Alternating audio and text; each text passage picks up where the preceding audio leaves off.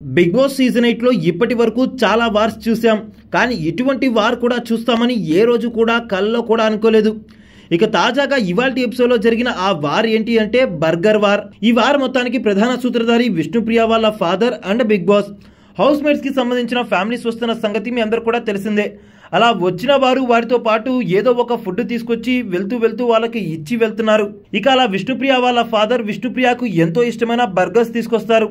అయితే ఆ బర్గర్స్ తమతో షేర్ చేసుకోలేదని, ఫుడ్ విషయంలో అసలు షేర్ చేసుకోదని, విష్ణుప్రియపై తిండిపోతూ అని, ఇంత సెల్ఫిష్ గా ఎలా ఉంటారని నబీల్ తో ఒక మాట కలుపుతుంది ప్రేరణ. ఇక నబీల్ కూడా నేను కొంచెమే తిన్నానంటూ అబద్ధం చెప్తాడు. ఇక ప్రేరణ అయితే తెగ బ్యాడ్ గా మాట్లాడుతుంది విష్ణుప్రియ గురించి. కానీ విష్ణు మాత్రం వాళ్ళ డాడీ తన కోసం తీసుకొచ్చిన బర్గర్స్ లో ఒకటి తను నబీల్తో షేర్ చేసుకుంటూ తినగా ఇంకో దాంట్లో 2 హాఫ్స్ చేసుకుని నిఖిల్ అండ్ యష్మి తింటారు. అయితే ఇదంతా చూసి కూడా చూడనట్టుగా కావాలని బ్యాక్ బిచ్చింగ్ చేస్తూ ఉంటుంది విష్ణుప్రియ పైన ప్రేరణ ఏంటో, ఆమె వాలకం ఏంటో అసలు అర్థం కావడం లేదు. చీఫ్ అయినప్పటి నుంచి కూడా గౌతమ్ని అండ్ విష్ణుని కూడా కూరల్లో కరివేపాకు తీసేసినట్టుగా తీసేస్తుంది. ఎప్పుడు చూసినా కూడా వాళ్ళంతా తింటున్నారు వీళ్ళంతా తింటున్నారు అంటూ వాళ్ళ తిండిపై పడి ఏడుస్తూ ఉంటుంది ప్రేరణ. మొన్న కూడా సీతాఫల్ విషయంలో నామినేట్ చేసింది గౌతమ్ని.